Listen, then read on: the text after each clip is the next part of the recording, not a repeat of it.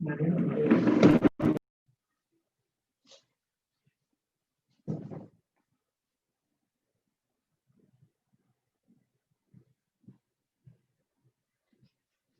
ಗುರುಭ್ಯೋ ನಮಃ. ಹರಿ ಓಂ. ನಾರಾಯಣಂ ಸುರಗುರುಂ ಜಗದೇಕನಾಥಂ ಭಕ್ತಪ್ರಿಯಂ ಸಕಲಲೋಕ ನಮಸ್ಕೃತಂ ಚ ತ್ರೈಗುಣ್ಯವರ್ಜಿತಮಜಂ ವಿಭುಮಾದ್ಯಮೀಶಂ ವಂದೇ ಭವಘ್ನಮರಾಸುರಸಿದ್ಧವಂದ್ಯಂ. ನಾರಾಯಣಾಯ ಪರಿಪೂರ್ಣಗುಣಾರ್ಣವಾಯ ವಿಶ್ವೋದಯಸ್ಥಿತಿಲಯೋ ನಿಯತಿಪ್ರದಾಯ ಜ್ಞಾನಪ್ರದಾಯ ವಿಬುಧಾಸುರಸೌಖ್ಯದುಃಖ ಸತ್ಕಾರಣಾಯ ವಿತತಾಯ ನಮೋ ನಮಸ್ತೆ.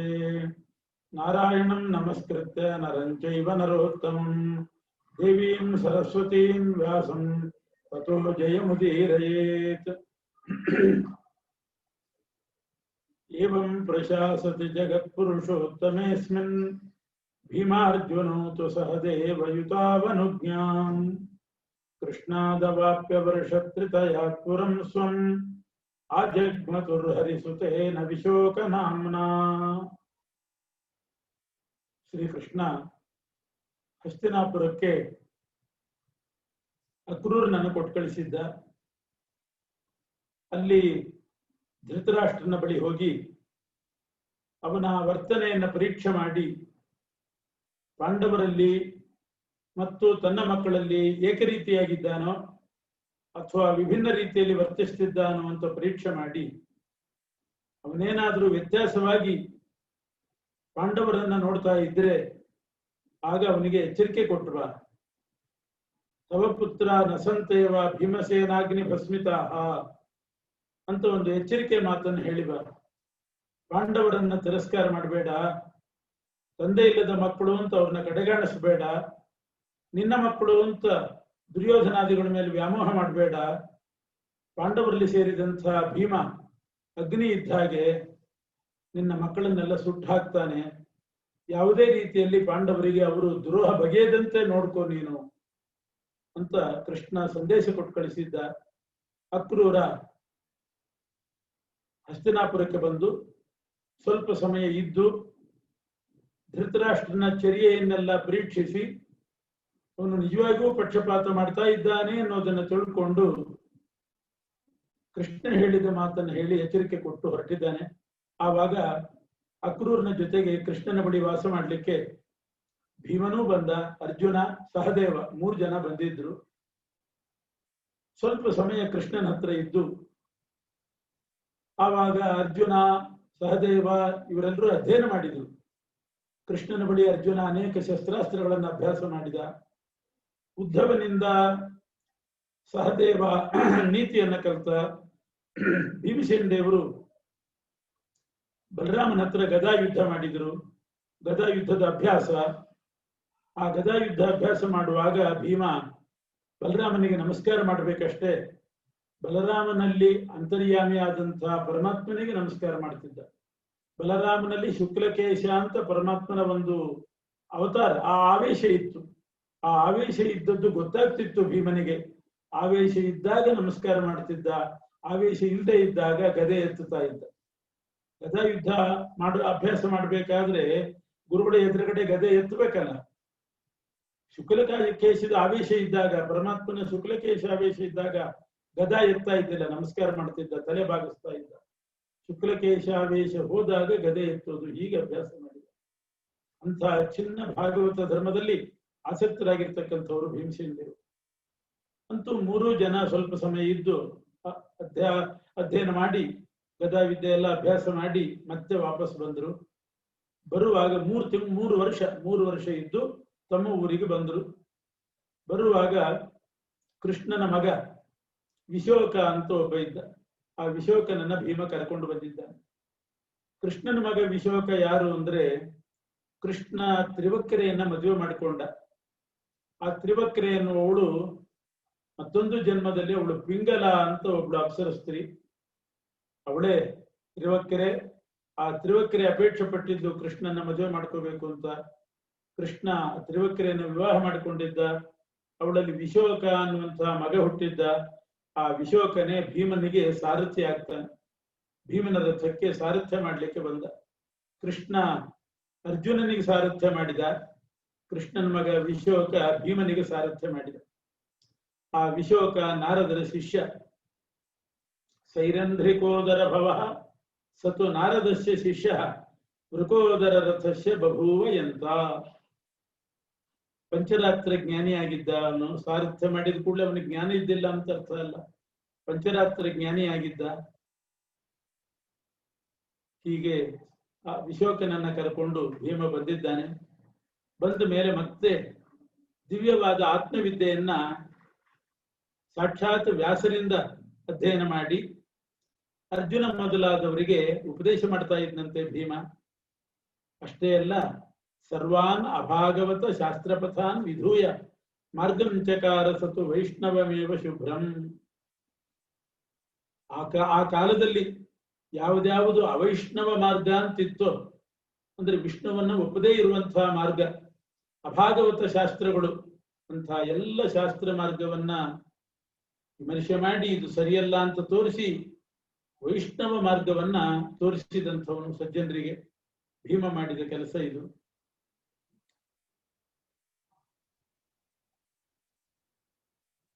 ವ್ಯಾಸಾದವಾಪ ಪರಮಾತ್ಮ ಸುತತ್ವ ವಿದ್ಯಾಂ ಧರ್ಮಾತ್ಮಜೋಪಿ ಸತತಂ ಭಗವತ್ ಪ್ರಪನ್ನ.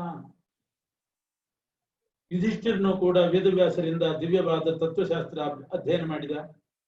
ಒಟ್ಟಿನಲ್ಲಿ 5 ಮಂದಿ ಆ ಪಾಂಡುರಾಜನ ಮಕ್ಕಳು ಒಳ್ಳೆ ಧರ್ಮಾಚರಣ ಆಸಕ್ತರಾಗಿ ಭಗವಂತನಿಂದ ಮಾರ್ಗದರ್ಶನ ಪಡಿತಾ ಉತ್ತಮವಾದ ರೀತಿಯಲ್ಲಿ ಜೀವನ ಮಾಡಿಕೊಂಡು ಸಂತೋಷ ಪಡ್ತಾ ಇದ್ರು.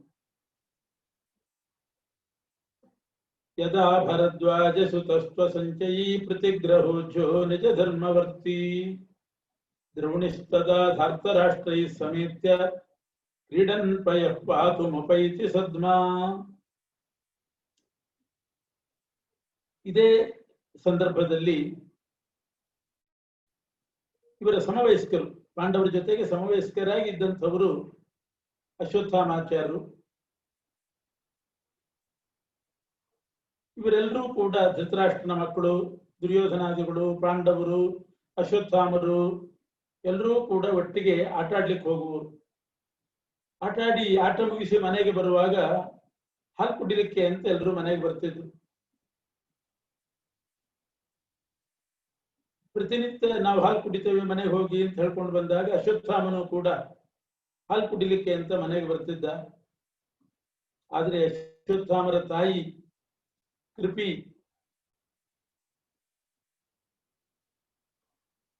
ಅಶ್ವತ್ಥಾಮನಿಗೆ ಹಾಲು ಕೊಡ್ತಾ ಇದ್ದಿಲ್ಲ. ಅಶ್ವತ್ಥಾಮರು ದ್ರೋಣಾಚಾರ್ಯರ ಮಕ್ಕಳು. ದ್ರೋಣಾಚಾರ್ಯರು ಆ ಕಾಲದಲ್ಲಿ ಅಪ್ರತಿಗ್ರಹ ನಿಯಮದಿಂದ ಇದ್ರು. ಜೀವನ ಮಾಡ್ಲಿಕ್ಕೆ ಒಂದು ಪದ್ಧತಿ ಉಂಟು, ಜೀವನದ ಕ್ರಮ, ಅಯಾಚಿತ ವೃತ್ತಿ ಅಂತ.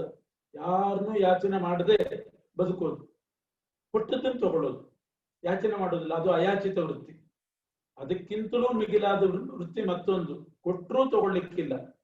ಯಾರು ಏನ್ ದಾನ ಕೊಟ್ಟರೂ ತಗೊಳ್ಳದೇನೆ ಜೀವನ ಮಾಡೋದು, ಅದು ಅಪ್ರತಿಗ್ರಹ ವೃತ್ತಿ ಅಂತ ಕರೀತಾರೆ. ದ್ರೋಣಾಚಾರ್ಯರು ಅಪ್ರತಿಗ್ರಹ ನಿಯಮದಲ್ಲಿ ಇದ್ದವರು. ಯಾರು ಕೊಟ್ಟರೂ ತಗೊಳ್ತಾ ಇದ್ದಿಲ್ಲ. ಮತ್ತೆ ಹೇಗೆ ಬದುಕ್ತಿದ್ರು?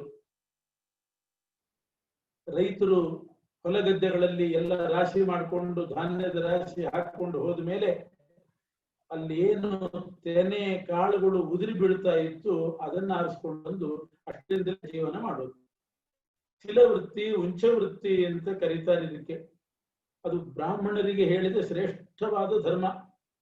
ದ್ವಾಪರದಲ್ಲೇ ಯಾರ್ಯಾರು ಮಾಡ್ತಿದ್ದಿಲ್ಲ, ದ್ರೋಣಾಚಾರ್ಯ ಮಾಡ್ತಿದ್ರು ಅಂತ ಉಂಟು. ಕಲಿಯುಗದಲ್ಲಿ ಅಂತೂ ಇಲ್ವೇ ಇಲ್ಲ. ಇಂಥ ಅಪ್ರತಿಗ್ರಹ ನಿಯಮದಲ್ಲಿ ಶಿಲೋಂಚ ವೃತ್ತಿಯಲ್ಲಿ ಇದ್ದಂಥವರು ದ್ರೋಣಾಚಾರ್ಯರು.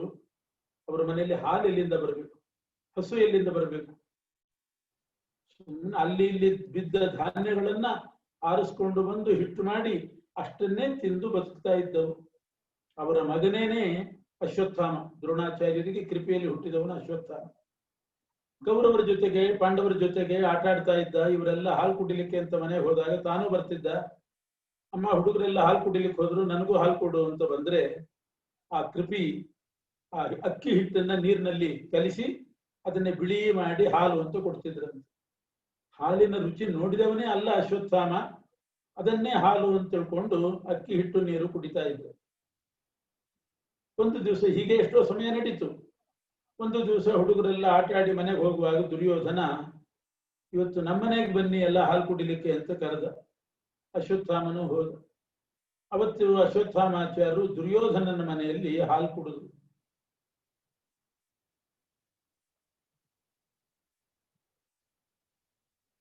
ಹಾಲು ಕುಡಿದಾಗ ಆಗ ಗೊತ್ತಾಯ್ತು ಅಶ್ವತ್ಥಾಮನಿಗೆ ಹಾಲು ಅಂದ್ರೆ ಏನು. ಇದುವರೆಗೆ ತಾನು ಕುಡಿತಾ ಇದ್ದದ್ದು ಹಾಲಲ್ಲ, ಅಕ್ಕಿ ಹಿಟ್ಟು ನೀರು. ಎಷ್ಟು ರುಚಿ ಇರ್ತದೆ ಹಾಲು, ಅಕ್ಕಿ ಹಿಟ್ಟು ನೀರಿನಲ್ಲಿ ಏನಿರ್ತದೆ, ಸಪ್ಪಗೆ. ಹಾಲು ಅದರಲ್ಲಿ ಮಾಧುರ್ಯ ಇದೆ. ಆ ದುರ್ಯೋಧನ ಕೊಟ್ಟದ್ದು ನಿಜವಾದ ಹಾಲು ಅಂತ ಗೊತ್ತಾಯ್ತು. ಆಮೇಲೆ ಮನೆಗೆ ಬಂದು ತಾಯಿ ಹತ್ರ ಅಳುತ್ತಾ ಗಲಾಟೆ ಮಾಡ್ತಾ ಇದ್ದಾರೆ ಅಶ್ವತ್ಥಾಮಾಚಾರ್ಯ. ಸಣ್ಣ ವಯಸ್ಸು, ನೀನು ಹಾಲು ಕೊಡ್ತಾ ಇದ್ದಿಲ್ಲ, ದಿವಸ ನನಗೆ ಮೋಸ ಮಾಡ್ತಾ ಇದ್ದಿ, ಹಿಟ್ಟು ನೀರು ಕಲಿಸಿಕೊಡ್ತಾ ಇದ್ದಿ ಅಂತ ಅಳ್ಲಿಕ್ಕೆ ಶುರು ಮಾಡಿ. ಪುನಃ ಕದಾಚಿತ್ ಸತು ಮಾತ್ರ ದತ್ತೆ ಪಿಷ್ಟೇ ನೇದಂ ಕ್ಷೀರ ವಿದ್ಯಾರುರಾವ ದೃಷ್ಟ್ವಾರುದಂತಂ ಸುತಮಾತ್ಮಜಸ್ಯ ಸ್ನೇಹಾನ್ಯತ್ಯೈವ ಜನಾರ್ದನಸ್ಯ ಸಂಪ್ರೇರಿತ ಕೃಪಯಾ ಚಾರ್ತರೂಪೋ ದ್ರೋಣೋ ಯಯೋ ಆರ್ಜಯಿತುಂ ತದಾಗಾನ್. ದ್ರೋಣಾಚಾರ್ಯರು ಇದನ್ನ ನೋಡಿದ್ರು. ಮಗನ ಮೇಲೆ ವಾತ್ಸಲ್ಯ, ಪುತ್ರ ವಾತ್ಸಲ್ಯ, ಸುತ ಸ್ನೇಹ. ಹಾಲು ಕೇಳ್ತಾ ಇದ್ದಾನೆ ಮಗ, ಹಾಲು ಕೊಡ್ತಾ ಇಲ್ವಲ್ಲ ತಾವು ಅಂತ ಮನಸ್ಸಿಗೆ ವ್ಯಥೆ ಆಯ್ತು. ಎಲ್ಲದಕ್ಕಿಂತ ಹೆಚ್ಚಾಗಿ ಭಗವಂತನ ಪ್ರೇರಣೆಗೆ ಒಳಗಾದ್ರು. ಏನಾದ್ರೂ ಮಾಡಿ ಒಂದು ಹಸು ತರಬೇಕು, ಅಶ್ವತ್ಥಾಮನಿಗೆ ಒಳ್ಳೆ ಹಾಲು ಕುಡಿಸ್ಬೇಕು ಅಂತ ಪ್ರೇರಣೆ. ಇಲ್ಲದೆ ಇದ್ರೆ ಅಂಥ ವಿರಕ್ತರಾಗಿ ಅಪ್ರತಿಗ್ರಹ ನಿಯಮದಲ್ಲಿದ್ದವರು ದ್ರೋಣಾಚಾರ್ಯರು ಮಗ ಹತ್ರ ಸುಮ್ಮನೆ ಇರಬಹುದಾಗಿತ್ತು. ನಿಯತ್ಯೈವ ಜನಾರ್ದನಸ್ಯ, ಭಗವಂತನ ಪ್ರೇರಣೆಯಿಂದ ಅವರು ಬಹಳ ಖಿನ್ನರಾಗಿ ಬೇಜಾರು ಮಾಡಿಕೊಂಡು ಒಂದು ಹಸು ಸಂಪಾದನೆ ಮಾಡಬೇಕು ಅಂತ ಹೊರಟು. ಪರಶುರಾಮ ದೇವರ ಹತ್ರ ಬಂದ್ರು. ಅಲ್ಲ, ಅವರ ನಿಯಮಕ್ಕೆ ಚ್ಯುತಿ ಬಂತಲ್ಲ, ಯಾರು ಕೊಟ್ಟರು ತಗೊಳ್ಳೋದಿಲ್ಲ ಅಂತ ಅನ್ನುವ ನಿಯಮದಲ್ಲಿದ್ದವರು ತಾವಾಗಿ ಹಸು ಯಾಚನೆ ಮಾಡ್ಲಿಕ್ಕೆ ಬಂದ್ರಲ್ಲ. ಅಂದ್ರೆ ಪರಮಾತ್ಮನ ಹತ್ರ ಯಾಚನೆ ಮಾಡಿದ್ರೆ ಅದು ನಿಯಮಕ್ಕೆ ಭಂಗ ಬರೋದಿಲ್ಲ. ಯಾಕೆ, ನಾವು ಉಸಿರಾಡಿದ್ರು ಅದು ಭಗವಂತನ ಅಧೀನನೇ. ಎಲ್ಲೋ ಕಾಳಾರಿಸ್ಕೊಂಡು ಬಂದು ತಿಂದ್ರು ಭಗವಂತ ಕೊಟ್ಟದ್ದೇ ಅದು. ಅಪ್ರತಿಗ್ರಹ ಅಂದ್ರೆ ಉಳಿದವರು ಕೊಟ್ಟದ್ದನ್ನ ಸ್ವೀಕರಿಸೋದಿಲ್ಲ, ಉಳಿದವ್ರ ಹತ್ರ ಯಾಚನೆ ಮಾಡೋದಿಲ್ಲ ಅಂತ ಅರ್ಥ. ಪರಮಾತ್ಮನೇ ಕೊಡೋದು ಎಲ್ಲವನ್ನೂ ಕೂಡ. ಅದರಿಂದ ಪ್ರತಿಗ್ರಹ ಸನ್ನಿವೃತ್ತ ಸರಾಮಂ ಯಯೋ ನ ವಿಷ್ಣೋರ್ಹಿ ಭವೇತ್ ಪ್ರತಿಗ್ರಹ. ದೇವರೇ ಕೊಡ್ಲಿಕ್ಕೆ ಬಂದಾಗ ನಾನು ಅಪ್ರತಿಗ್ರಹ ನಿಯಮದಲ್ಲಿದ್ದೇನೆ, ನಾನಿವತ್ತು ನಿಂತು ತಗೊಳ್ಳೋದಿಲ್ಲ ಅಂತ ಹೇಳಬಾರ್ದು. ದೇವ್ರ ಹತ್ರವೂ ಯಾಚನೆ ಮಾಡೋದಿಲ್ಲ ಅಂತ ಹೇಳಬಾರ್ದು. ಅದರಿಂದ ಅದು ದೋಷ ಆಗ್ತದೆ. ಪರಮಾತ್ಮ ಹಾಕಿ ಕೊಡ್ಲಿಕ್ಕೆ ಬಂದಾಗ ತಗೊಂಡ್ರೆ ದೋಷ ಆಗ್ತದೆ. ಅದಕ್ಕೋಸ್ಕರ ಯಾಕೆ, ಎಲ್ಲದಕ್ಕೂ ಅವನೇ ಸ್ವಾಮಿ, ಅವನೇ ಪರದೇವತೆ. ಹೀಗಿರುವಾಗ ಎಲ್ಲವೂ ಅವನದ್ದೇ ಆದಾಗ ನಾವು ಏನ್ ತಿಂದ್ರು ಕೂಡ ಅವನದ್ದೇ. ಗಾಳಿ ಉಸಿರಾಡಿದ್ರು ಕೂಡ ಪರಮಾತ್ಮ ಕೊಟ್ಟ ಗಾಳಿಯಿಂದಲೇ ಉಸಿರಾಡ್ತಾ ಇದ್ದೀವಲ್ಲ. ಅದ್ ನಾವು ಅಪ್ರತಿಗ್ರಹ ನೀವಿದ್ದೇವೆ ಅಂತ ಗಾಳಿ ಸ್ವೀಕಾರ ಮಾಡದಿದ್ರೆ ಹೇಗೆ? ದೃಷ್ಟ್ವೈ ವೈನಂ ಜಾಮದಗ್ನ್ಯೋಪ್ಯಚಿಂತಯ ದ್ರೋಣಂ ಕರ್ತುಂ ಕ್ಷಿತಿ ಭಾರಾಪನೋದೇ. ಹೀಗೆ ದ್ರೋಣಾಚಾರ್ಯರು ಅಶ್ವತ್ಥಾಮನ ಹಾಲಿಗೋಸ್ಕರವಾಗಿ ಪರಶುರಾಮ ದೇವರ ಹತ್ರ ಬಂದ್ರು. ಒಂದು ಹಸು ಕೇಳೋಣ ಅಂತ ಬಂದ್ರು. ಇದನ್ನ ಅರ್ಥ ಮಾಡಿಕೊಂಡ್ರು ಪರಶುರಾಮ ದೇವರು. ಈಗ ಹಾಗಿದ್ರು ದ್ರೋಣ ಬರ್ತಾ ಇದ್ದಾನೆ, ಹಸು ಕೊಟ್ಟು ಬಿಟ್ರೆ ನನ್ನ ಕೆಲಸ ಆಗಲ್ಲ ಅಂತ ಹೇಳಿ ಪರಶುರಾಮ ದೇವರು ಹಸು ಕೊಡ್ಲಿಲ್ಲ. ಹಸು ಕೇಳಲಿಕ್ಕೆ ಬಂದಾಗ ಪರಶುರಾಮ ದೇವರು ಹೇಳ್ತಾರೆ, ಎಲ್ಲ ದಾನ ಮಾಡಿಬಿಟ್ಟಿದ್ದೀನಿ, ನನ್ನ ಹತ್ರ ಏನೂ ಇಲ್ಲ, ಇರೋದು 3. ನಾನಿದ್ದೇನೆ, ನನ್ನ ಹತ್ರ ವಿದ್ಯೆ ಇದೆ, ಶಸ್ತ್ರಗಳಿದೆ. ಈ 3ರಲ್ಲಿ ಏನ್ ಬೇಕಾದ್ರೂ ತಗೋ. ಆತ್ಮ ವಿದ್ಯಾ ಶಸ್ತ್ರ ಮೇತಾವದಸ್ತಿ, ಇಷ್ಟೇ ಇರೋದು. ಹಸು ವಿಸು ಯಾವುದೂ ನನ್ನ ಹತ್ರ ಇಲ್ಲ. ವಿದ್ಯೆ ಬೇಕಾದ್ರೆ ವಿದ್ಯೆ ಕೊಡ್ತೀನಿ, ನನ್ನನ್ನು ಬೇಕಾದ್ರೆ ನನ್ನನ್ನೇ ಕೊಟ್ಟುಕೊಳ್ತೇನೆ, ಕರ್ಕೊಂಡು ಹೋಗಿ ಮನೆಗೆ ಏನಾದ್ರೂ ಮಾಡಿ, ಅಥವಾ ಶಸ್ತ್ರಗಳನ್ನು ಕೊಡ್ತೇನೆ, ಇಷ್ಟು ಬಿಟ್ರೆ ಇನ್ನೇನಿಲ್ಲ ಅಂತ ಹೇಳಿದ್ರು. ಯಾಕೆ? ಪರಶುರಾಮ ದೇವರ ಹತ್ರ ಹಸು ಇದ್ದಿಲ್ವೇ? ಇಡೀ ಜಗತ್ತಿಗೆ ಅವರು ಪ್ರಭು ಸ್ವಾಮಿಯ ಮೇಲೆ ಎಲ್ಲವೂ ಅವರದ್ದೇ. ಯಾಕೆ ಈ ತರ ಹೇಳಿದ್ರು ಪರಶುರಾಮ ದೇವರು? ದ್ರೋಣಾಚಾರ್ಯರನ್ನ ಭೂಭಾರ ಹರಣಕ್ಕೆ ನಿಮಿತ್ತ ಮಾಡಬೇಕು. ಬರೀ ಹಸು ಕೊಟ್ರೆ ತಗೊಂಡೋಗಿ ಹಾಲು ಕುಡಿಸ್ಕೊತಾ ಕೂತ್ ಬಿಡ್ತಾರೆ, ಹಾಲು ಕುಡಿಸ್ತಾ ಕೊಡ್ತಾರೆ ದ್ರೋಣಾಚಾರ್ಯರು. ಅವರಿಗೆ ಈ ಹಸು ಇಲ್ಲ, ವಿದ್ಯೆ ಇದೆ ಅಂತ ಹೇಳಿದ್ರೆ ವಿದ್ಯೆ ಕಲಿತಾರೆ, ಶಿಷ್ಯರನ್ನ ತಯಾರು ಮಾಡ್ತಾರೆ. ಅವರ ಮೂಲಕವಾಗಿ ಮುಂದೆ ಭೂಭಾರ ಹರಣ ಮಾಡಿಸಬಹುದು, ದುಷ್ಟರನ್ನ ಸದೆಪಡಿಸ್ಬೇಕು. ದುಷ್ಟರನ್ನ ಸದೆ ಬಡಿಬೇಕಾಗಿದ್ರೆ ಶಸ್ತ್ರಾಸ್ತ್ರಗಳಲ್ಲಿ ತರಬೇತಿ ಉಳ್ಳವರಾಗಬೇಕು. ಆ ತರಬೇತಿ ಕೊಡ್ಲಿಕ್ಕೆ ಒಬ್ರು ಬೇಕು, ಅವರೇ ದ್ರೋಣಾಚಾರ್ಯ. ದ್ರೋಣಾಚಾರ್ಯರು ಎಲ್ರಿಗೂ ಗುರುಗಳು. ದೊಡ್ಡ ಗುರುಕುಲ ನಡೆಸಿ ಎಲ್ರಿಗೂ ಶಸ್ತ್ರಾಭ್ಯಾಸ ಮಾಡಿಸಿದ್ರು. ಪಾಂಡವರಿಗೆ ಮಾಡಿಸಿದ್ದು ಅವರೇ. ಆದ್ರಿಂದ ಪಾಂಡವರು ದುರ್ಯೋಧನಾದಿಗಳನ್ನು ಕೊಲ್ಲಿಕ್ಕಾಯ್ತು. ಇಷ್ಟು ದೂರಾಲೋಚನೆ ಮಾಡಿದ್ರು ಪರಶುರಾಮ ದೇವರು.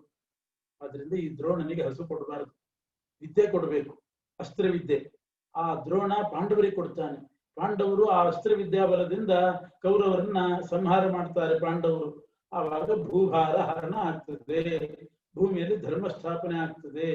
ಇಷ್ಟು ದೂರಾಲೋಚನೆ ಮಾಡಿ ಪರಶುರಾಮ ದೇವರು ಇಲ್ಲ ಅಂತ ಹೇಳ್ತಿದ್ದಾರೆ. ಸುರಾಣಾಂ ನರಯೋನಿಜಾನಾಂ ಹಂತಹ ಚಾಯಂ ಸಹ ಪುತ್ರೇಣ ಚೇತಿ. ಮತ್ತು ಅಶ್ವತ್ಥಾಮಾಚಾರ್ಯರು ಪಾಂಡವರ ಕಡೆ ಇರ್ತಕ್ಕಂತಹ ಕೆಲವರು ಸೈನಿಕರನ್ನ ಕೊಲ್ಲಬೇಕು. ದುರ್ಯೋಧನನ ಕಡೆ ಸೇರ್ತಾರೆ ಅಶ್ವತ್ಥಾಮಾಚಾರ್ಯರು. ದ್ರೋಣಾಚಾರ್ಯರು ಕೂಡ ಆ ಕಡೆ ಸೇರ್ತಾರೆ. ದ್ರೋಣಾಚಾರ್ಯರು ಪಾಂಡವರ ಸೈನಿಕರನ್ನ ಕೊಲ್ತಾರೆ. ಪಾಂಡವರ ಸೈನಿಕರೆಲ್ಲ ದೇವತೆಗಳು, ಇವರೆಲ್ಲ ಭೂಮಿಯಲ್ಲಿ ಜಾಸ್ತಿ ಕಾಲ ಉಳಿಬಾರದು. ಯಾಕೆ? ಮನುಷ್ಯ ಯೋನಿಯಲ್ಲಿ ಹುಟ್ಟಿದ್ದಾರೆ ದೇವತೆಗಳು. ಹೆಚ್ಚು ಕಾಲ ಅಶ್ವತ್ಥಾಮನಾಗ್ಲಿ ಅಥವಾ ಮನುಷ್ಯ ಯೋನಿಯಲ್ಲಿ ಹುಟ್ಟಿದ ಬೇರೆಯವರಾಗ್ಲಿ ಇವರೆಲ್ಲ ಹೆಚ್ಚು ಕಾಲ ಉಳಿಬಾರದು. ತೇಷಾಂ ವೃದ್ಧಿ ಸ್ಯಾತ್ ಪಾಂಡವಾರ್ಥೆ ಹತಾನಾಂ ಮೋಕ್ಷೇಪಿ ಸೌಖ್ಯಸ್ಯ. ಪಾಂಡವರ ಕಡೆ ಸಹಾಯ ಮಾಡ್ಲಿಕ್ಕೆ ಬಂದಿದ್ದಾರಲ್ಲ ಅವರೆಲ್ಲ ದೇವತೆಗಳೇ. ಅವರು ಯುದ್ಧದಲ್ಲಿ ಸತ್ರೆ ಪಾಂಡವರಿಗೋಸ್ಕರ ಅಂತ ಸತ್ರೆ, ಪಾಂಡವರ ಪಕ್ಷಕ್ಕೆ ಸೇರಿ ಪಾಂಡವರಿಗೋಸ್ಕರ ಅಂತ ಹೋರಾಡಿ ಸಾಯ್ತಾರೆ. ಈಗ ಕೌರವರು ಮಾತ್ರ ಸತ್ತದಲ್ಲೇ, ಪಾಂಡವರಲ್ಲಿ ಎಷ್ಟೋ ಸೈನ್ಯ ಹತವಾಯ್ತು. ಆ ಸತ್ತವರಿಗೆ ಮೋಕ್ಷದಲ್ಲಿ ಆನಂದಾಭಿವೃದ್ಧಿ ಆಗ್ತದೆ. ಯಾಕೆ? ಸಜ್ಜನರಿಗೋಸ್ಕರ ಯಾರಾದರೂ ಪ್ರಾಣ ಬಿಟ್ರೆ ಅವರಿಗೆ ಮೋಕ್ಷದಲ್ಲಿ ಆನಂದಾತಿರೇಕ ಅಂತ ಉಂಟು. ಹಾಗಾಗಿ ಆ ದೇವತೆಗಳು ಪಾಂಡವರಿಗೋಸ್ಕರ ಅವರ ಪಕ್ಷ ವಹಿಸಿ ಯುದ್ಧ ಮಾಡಿ ಸತ್ರೆ ಅವರಿಗೆ ಮೋಕ್ಷದಲ್ಲಿ ಆನಂದಾಭಿವೃದ್ಧಿ. ಆದ್ರೆ ಈ ಸುರರನ್ನು ಸಾಯಿಸುವವರು ಯಾರು? ದ್ರೋಣಾಚಾರ್ಯ ಆಗ್ಬೇಕು. ಅದರಿಂದ ದ್ರೋಣಾಚಾರ್ಯನ ಅಸ್ತ್ರವಿದ್ಯೆ ಕೊಟ್ಟು ತಯಾರು ಮಾಡಬೇಕು. ಇದು ಪರಶುರಾಮ ದೇವರ ಆಲೋಚನೆ. ಇನ್ನೊಂದೇನು ಅಂತಂದ್ರೆ, ಅವರು ಸಾಯದೆ ಹೋದ್ರೆ, ಯುದ್ಧದಲ್ಲಿ ದ್ರೋಣಾಚಾರ್ಯ ಅವ್ರನ್ನ ಕೊಲ್ಲದೆ ಹೋದ್ರೆ ಅವರು ಹಾಗೆಯೇ ಮುಂದುವರಿತಾರೆ. ಅವರ ಸಂತತಿ ನಸಂತತಿಷ್ಟ ಯೋಗ್ಯ ಸುರಾಣಾಂ ಕಲಿಜ, ಅವರ ಸಂತಾನ ಹುಟ್ಟುತ್ತದೆ. ದೇವತೆಗಳ ಸಂತಾನ ಕಲಿಯುಗದಲ್ಲಿ ಇರೋದು ಸರಿಯಲ್ಲ. ಯಾಕೆ ಅಂತಂದ್ರೆ ಕಲಿಯುಗದ ಲಕ್ಷಣ ಏನು? ಸುಪಾಪ ಪ್ರಾಯೋ ಯಸ್ಮಾತ್ ಕಲಿಜಾ ಸಂಭವಂತಿ. ಕಲಿಯುಗದಲ್ಲಿ ಪಾಪಿಗಳೇ ಜಾಸ್ತಿ ಇರಬೇಕು. ಪ್ರಾಯಶಃ ಸಂಭವಂತಿ, ಹೆಚ್ಚಿಗೆ ಪಾಪಿಗಳೇ ಇರಬೇಕು ಕಲಿಯುಗದಲ್ಲಿ. ಪ್ರಾಯಶಃ ಅಂತ ಹೇಳಿದ್ರಿಂದ ಸಜ್ಜನರು ಇರ್ತಾರೆ, ಇಲ್ಲ ಅಂತಲ್ಲ, ಅಂತೂ ಪಾಪಿಗಳು ಜಾಸ್ತಿ. ಈಗ ದೇವತೆಗಳು ಉಳಿದು ಬಿಟ್ರೆ, ಪಾಂಡವರ ಕಡೆ ಸೇರಿದ ದೇವತೆಗಳು ಉಳಿದು ಬಿಟ್ರೆ ಅವರ ಸಂತತಿ ಮುಂದುವರಿತಾ ಹೋಗ್ತದೆ ಕಲಿಯುಗದಲ್ಲಿ. ಅಲ್ಲ, ಸಂತಾನ ನಿಂತು ಹೋದ್ರೆ, ನಿಂತು ಹೋಗೋದು ಅಂತಿಲ್ಲ. ನದೇವಾನಾಂ ಆಶಿತಂ ಪೂರುಷಾಹಿ ಸಂತಾನಜ ಪ್ರಾಯಶಃ ಪಾಪಯೋಗ್ಯ. ದೇವತೆಗಳಲ್ಲಿ ಇಂಥವ್ರಿಗೆ ಮಕ್ಕಳಾಗ್ಲಿಲ್ಲ, ಸಂತಾನ ಆಗ್ಲಿಲ್ಲ ಅಂತ ಇಲ್ವೇ ಇಲ್ಲ. ಸಂತಾನ ಹಾಗೇ ಆಗ್ತದೆ. ಹಾಗೇ ಆಗ್ತಿದೆ ಅಷ್ಟೇ ಅಲ್ಲ, 100 ತಲೆಮಾರಿನ ತನಕ ಒಳ್ಳೆಯವರೇ ಹುಟ್ಟುತ್ತಾರೆ ಅಂತ ಉಂಟು. ಇದೇನು ಭಗವಂತನ ನಿಯಮ? ಇದೆಲ್ಲ ಪರಶುರಾಮ ದೇವರಿಗೆ ಗೊತ್ತು. ದೇವತೆಗಳಿಗೆ ಸಂತತಿ ನಿಂತು ಹೋಯ್ತು ಅಂತ ಆಗೋದಿಲ್ಲ. 100 ತಲೆಮಾರಿನ ತನಕ ಸತ್ಸಂತತಿನೇ ಆಗೋದು, ಸಜ್ಜನರೇ ಹುಟ್ಟೋದು. ದ್ವಾಪರ ಮುಗಿದ ಕೂಡಲೇ ಕಲಿಯುಗ ಪ್ರಾರಂಭ ಆಗ್ತದೆ. ಕಲಿಯುಗದಲ್ಲಿ ದುರ್ಜನ ಭೂಯಿಷ್ಠ ಆಗಿರ್ಬೇಕು ಕಲಿಯುಗ. ಆ ದೇವತೆಗಳೆಲ್ಲ ಅವರ ಸಂತಾನ ಮುಂದುವರೆದು ಸಜ್ಜನರೇ ಹುಟ್ಟಿದ್ರೆ ಕಲಿಯುಗ ನಡಿಬೇಕು ಹೇಗೆ? ಆದ್ರಿಂದ ಆ ದೇವತೆಗಳನ್ನ ನಾಶಪಡಿಸ್ಬೇಕು. ಅವ್ರನ್ನ ಉಳಿಸಿದ್ರೆ ಅವರು ದೀರ್ಘಾಯುಷ್ಮಂತರಾಗಿ ಇರ್ತಾರೆ, ಅವರ ಸಂತತಿ ಇರ್ತದೆ, ಸಜ್ಜನರೇ ಜಾಸ್ತಿ ಆಗಿಬಿಡ್ತಾರೆ. ಹೀಗಾಗಿ ಪಾಂಡವರ ಕಡೆ ಅನೇಕ ಸುರರನ್ನ ಸೇರಿಸಿ ಅವರನ್ನ ಸಂಹಾರ ಮಾಡಿಸಿ ಕಲಿಯುಗ ನಡೆಸಬೇಕು. ಸಂಹಾರ ಮಾಡಬೇಕಾಗಿದ್ರೆ ಆ ಕೌರವರ ಕಡೆ ಗಟ್ಟಿ ಕುಳ ಒಂದು ಬೇಕೇ ಬೇಕು. ಅದ್ಯಾರು? ದ್ರೋಣಾಚಾರ್ಯ. ಆದ್ರಿಂದ ಪರಶುರಾಮ ದೇವರು ದ್ರೋಣಾಚಾರ್ಯರಿಗೆ ಅಸ್ತ್ರವಿದ್ಯೆಯನ್ನು ಹೇಳ್ಕೊಡ್ಬೇಕು ಅಂತ ವಿಚಾರ ಮಾಡಿ ನನ್ನ ಹತ್ರ ಹಸು ಇಲ್ಲ ಅಂದ್ಬಿಟ್ರು. ವಿದ್ಯೆ ಇದೆ, ಬೇಕಾದ್ರೆ ವಿದ್ಯೆ ಕೊಡ್ತೇನೆ ಎಂದು. ಇಲ್ಲದೆ ಇದ್ರೆ ಪರಶುರಾಮ ದೇವರ ಹತ್ರ ಹಸುವಿಗೆ ಏನ್ ಕಡಿಮೆ? ಇಷ್ಟೆಲ್ಲ ಆಲೋಚನೆ ಮಾಡಿ ಪರಶುರಾಮ ದೇವರು ಹೇಳಿದ್ರು. ಇದು ಆಚಾರ ಕೊಡ್ತಕ್ಕಂಥ ನಿರ್ಣಯ. ಇಲ್ಲದೆ ಇದ್ರೆ ಏನ್ ಅರ್ಥ ಆಗ್ತದೆ? ಪರಶುರಾಮ ದೇವರು ಸುಳ್ಳು ಹೇಳಿದ್ರು. ಅವ್ರ ಹತ್ರ ಹಸು ಇಲ್ವೇ? ಅವರು ಅಸಮರ್ಥರು, ಕೇಳಿದ್ದನ್ನು ಕೊಡ್ಲಿಕ್ಕೆ ಆಗ್ಲಿಲ್ಲ ಅಂತ ಆಗ್ತದೆ. ಹೀಗೆ ಸುರಾಣಾಂ ನರಯೋ ನಿಜಾನಾಂ ಹಂತಾಚಾಯಂ, ದ್ರೋಣ ಮಾತ್ರ ಅಲ್ಲ, ದ್ರೋಣ ಅವರ ಮಗ ಅಶ್ವತ್ಥಾಮ ಇಬ್ರು ಸೇರ್ಕೊಂಡು ಈ ಸುರ ಸಂತತಿಯನ್ನ, ಪಾಂಡವರ ಕಡೆ ಇದ್ದ ಸುರ ಸೈನ್ಯವನ್ನ ನಾಶ ಮಾಡಬೇಕು. ಅದಕ್ಕೂ ಮತ್ತು ಅವರಿಗೆ ಮೋಕ್ಷದಲ್ಲಿ ಆನಂದಾತಿರೇಕ, ಇದೆಲ್ಲ ನಿರ್ಣಯ. ಸಜ್ಜನರಿಗೋಸ್ಕರ ಪ್ರಾಣ ಬಿಟ್ರೆ, ಗೋವಿಗೋಸ್ಕರ ಪ್ರಾಣ ಬಿಟ್ರೆ ಅವರಿಗೆ ಮೋಕ್ಷದಲ್ಲಿ ಆನಂದಾತಿರೇಕ ಅಂತ ಉಂಟು. ಅದಕ್ಕೋಸ್ಕರ ಪರಶುರಾಮ ದೇವರು ಹೇಳಿದರು, ನಾಕಾರಣಾತ್ ಸಂತತೇರಪ್ಯಭಾವ ಯೋಗ್ಯ ಸುರಾಣಾಂ ಸದಮೋಘರೇತಸಾಂ. ಸುರಾಣಾಂ ಸದಮೋಘರೇತಸಾಂ, ಅಮೋಘರೇತಸ್ಕರು ಸುರರು, ಅವರದ್ದು ಎಂದೂ ಕೂಡ ವ್ಯರ್ಥ ಆಯಿತು ಅಂತ ಆಗೋದಿಲ್ಲ, ಅವರಿಗೆ ಸಂತಾನ ಆಗಲೇಬೇಕು. ಅವ್ವಿಚ್ಛಿನ್ನೆ ಸಕಲಾನಾಂ ಸುರಾಣಾಂ ತಂತೌ ಕಲಿರ್ನೋ ಭವಿತಾ ಕಥಂಚಿತ್. ಈಗ ಅವಾಗ ಕಲಿಯುಗ ನಡೆಯುವುದಿಲ್ಲ. ತಸ್ಮಾದ್ ಉತ್ಸಾದ್ಯ ಸರ್ವ ಏತೆ ಸುರಾಂಶ ಏತೇನ ಸಾಕಂ ತನಯೇನ ವೀರಾ. ದ್ರೋಣ ಅಶ್ವತ್ಥಾಮ ಇಬ್ರು ಸೇರಿ ಪಾಂಡವರ ಸೈನ್ಯ ನಾಶ ಮಾಡಬೇಕು. ಏವಂ ವಿಚಿಂತ್ಯ ಪ್ರತಿಮಸ್ಸ ಭಾರ್ಗವ, ಇಷ್ಟು ವಿಚಾರ ಮಾಡಿ ಪರಶುರಾಮ ದೇವರು ಮೆಲ್ಲಕ್ಕೆ ನಗನಗ್ತಾ ಮಂದಹಾಸದಿಂದ ಹೇಳಿಬಿಟ್ರು, ಅವರು ಅನಂತ ಶಕ್ತಿ ಉಳ್ಳವರು, ಸಕಲೇಶ್ವರರು, ಆದರೂ ಕೂಡ ತ್ಯಕ್ತಂ ಸರ್ವಂ, ಎಲ್ಲ ದಾನ ಮಾಡಿಬಿಟ್ಟಿದ್ದೀನಿ. ನಾದ್ಯ ವಿತ್ತಂ ಅಮಾಸ್ತಿ, ಒಂದು ಹಸು ನನ್ನ ಹತ್ರ ಇಲ್ಲ, ನನ್ನನ್ನು ಕರ್ಕೊಂಡು ಹೋಗು, ವಿದ್ಯೆ ತಗೋ, ಅಸ್ತ್ರ ತಗೋ. ಆಗ ದ್ರೋಣಾಚಾರ್ಯ ವಿಚಾರ ಮಾಡಿದ್ರು, ಏನ್ ಮಾಡಿ ಪರಶುರಾಮರನ್ನು ಕರ್ಕೊಂಡು ಹೋಗಿ ಏನ್ ಮಾಡೋದು, ನನ್ನನ್ನು ತಗೋ ಅಂತಿದ್ದಾರೆ, ಅವರನ್ನು ತಗೊಂಡು ಏನ್ ಮಾಡ್ಲಿ ನಾನು. ಕಸ್ತ್ವದ್ಗ್ರಹಣೆ ಸಮರ್ಥ, ನಿಮ್ಮನ್ನು ಹಿಡ್ಕೊಂಡು ಕರ್ಕೊಂಡು ಹೋಗ್ಲಿಕ್ಕೆ ಯಾರು ಸಮರ್ಥರಿದ್ದಾರೆ? ನೀವೇ ಸರ್ವಸ್ವಾಮಿ, ಸ್ವತಂತ್ರರು, ನಿಮಗೆ ಸಮಾನರಿಲ್ಲ. ಇಂಥ ನಿಮ್ಮನ್ನ ಕರ್ಕೊಂಡು ಹೋಗಿ ಮನೆ ಕೆಲಸ ಮಾಡಿಸೋದೆ? ಆದ್ರಿಂದ ನಿಮ್ಮನ್ನ ಕರ್ಕೊಂಡು ಹೋಗಿ ತಗೊಂಡು ಹೋಗಿ ಏನ್ ಮಾಡ್ಲಿ ನಾನು? ಶಸ್ತ್ರಗಳನ್ನು ತಗೊಂಡು ಹೋಗೋಣ ಅಂತಂದ್ರೆ ಪರಮಾತ್ಮನ ಶಸ್ತ್ರ ಎತ್ತಲಿಕ್ಕೆ ಯಾರಿಗೆ ಸಾಧ್ಯ? ಭಗವಂತನ ಅಸ್ತ್ರಗಳನ್ನ ಒಬ್ರು ಕೂಡ ಅಲ್ಲಾಡಿಸಲಾರರು. ಒಂದು ಸಲ ಅಶ್ವತ್ಥಾಮಾಚಾರ್ಯರು ದುರ್ಯೋಧನನ ಪಕ್ಷಪಾತಿಯಾಗಿ ದುರ್ಯೋಧನನಿಗೆ ಜಯ ಬರಲಿ ಅಂತ ಹೇಳಿ, ಅವನಿಗೆ ಒಳ್ಳೆ ಆಯುಧ ಇದ್ರೆ ಜಯ ಬರ್ತದೆ ಅಂತ ಭಾವಿಸಿ ಕೃಷ್ಣನ ಹತ್ರ ಬಂದರಂತೆ ಅಶ್ವತ್ಥಾಮಾಚಾರ್ಯರು. ಕೃಷ್ಣ ಇಲ್ಲೋ ಹೊರಗೆ ನಿಂತಿದ್ದ. ಅಶ್ವತ್ಥಾಮಾಚಾರ್ಯ ಬಂದ್ರು, ಗೊತ್ತಿತ್ತು ಕೃಷ್ಣನಿಗೆ ಯಾಕೆ ಬಂದಿದ್ದಾರೆ ಅಂತ. ಬಂದು ಕೂಡಲೇ ಅಶ್ವತ್ಥಾಮಾಚಾರ್ಯ ಕೇಳಿದ್ರಂತೆ, ಕೃಷ್ಣ ಸ್ವಲ್ಪ ನಿಮ್ದು ಸುದರ್ಶನ ಬೇಕಾಗಿತ್ತು ಅಸ್ತ್ರ ಅಂತ ಕೇಳಿದ್ರಂತೆ. ಒಳಗೆ ಮಾಡ್ದಾಗಿಟ್ಟಿದ್ದೀನಿ ತಗೊಂಡು ಹೋಗ್ಲಿ ಅನ್ನಂತೆ. ಇಲ್ಲಿ ಮಾಡ್ದಾಗಿದೆ ತಗೊಂಡು ಹೋಗ್ಲಿ ಅಂತಂದ. ಸೀದಾ ಬಂದ್ರು, ಎಷ್ಟು ಬೇಗ ಕೊಟ್ಬಿಟ್ನಲ್ಲ ಅಂತ ಅಶ್ವತ್ಥಾಮಾಚಾರ್ಯ ಬಂದ್ರು. ಅಲ್ಲಿ ಮಾಡದಲ್ಲಿತ್ತು ಸುದರ್ಶನ, ಕೈ ಹಾಕ್ತಾ ಇದ್ದಾರೆ, ಎತ್ತಲಿಕ್ಕೆ ಬರ್ತಾ ಇಲ್ಲ. ಹೊರಗಡೆ ನಿಂತು ಕೃಷ್ಣ ಕೇಳ್ತಿದ್ದಾನೆ, ಸಿಗ್ಲಿಲ್ವೇನ್ರಿ ಅಂತ. ಏನ್ ಹೇಳ್ಬೇಕು, ಸಿಕ್ಕಿದೆ, ಎತ್ತಲಿಕ್ಕೆ ಆಗ್ತಾ ಇಲ್ಲ. ಆಮೇಲೆ ಹುಳುಗಾಗಿ ಹೋದ್ರಂತೆ ಅಶ್ವತ್ಥಾಮಾಚಾರ್ಯ. ಪರಮಾತ್ಮನ ಅಸ್ತ್ರ ಎತ್ತಲಿಕ್ಕೆ ಯಾರಿಗೆ ಸಾಧ್ಯ? ಸರ್ವೋತ್ತಮ ಶ್ರೇಷ್ಠ ಶಸ್ತ್ರೈ ಕಾರ್ಯಂ ಕಿಮಸ್ಮಾಕಂ ಅನುತ್ಬಲಾನ. ನಿನ್ನ ಶಸ್ತ್ರ ಅಲ್ಲಾಡಿಸುವ ಶಕ್ತಿ ನಮಗಿಲ್ಲ, ಆದ್ರಿಂದ ನಿಮ್ಮ ಆಯುಧ ತಗೊಂಡೇನ್ ಮಾಡ್ಲಿ? ಸರ್ವೇಶ್ವರರಾದ ನಿಮ್ಮನ್ನು ತಗೊಂಡೇನ್ ಮಾಡ್ಲಿ? ವಿದ್ಯೆ ಕೊಟ್ಟು ಬಿಡ್ರಿ ಸಾಕು ಅಂತ ಹಸು ಕೇಳಲಿಕ್ಕೆ ಬಂದವರು ವಿದ್ಯಾಧ್ಯಯನ ಮಾಡ್ತಾ ಕೂತ್ಬಿಟ್ರು ಪರಶುರಾಮ ದೇವರ ಹತ್ರ. 12 ವರ್ಷ ವಿದ್ಯಾಭ್ಯಾಸ ಆಯ್ತು. ಅಲ್ಲಿ ಅಶ್ವತ್ಥಾಮ ಹಿಟ್ಟು ನೀರೇ ಕುಡಿತಾ ಕೂತಿದ್ದಾನೆ.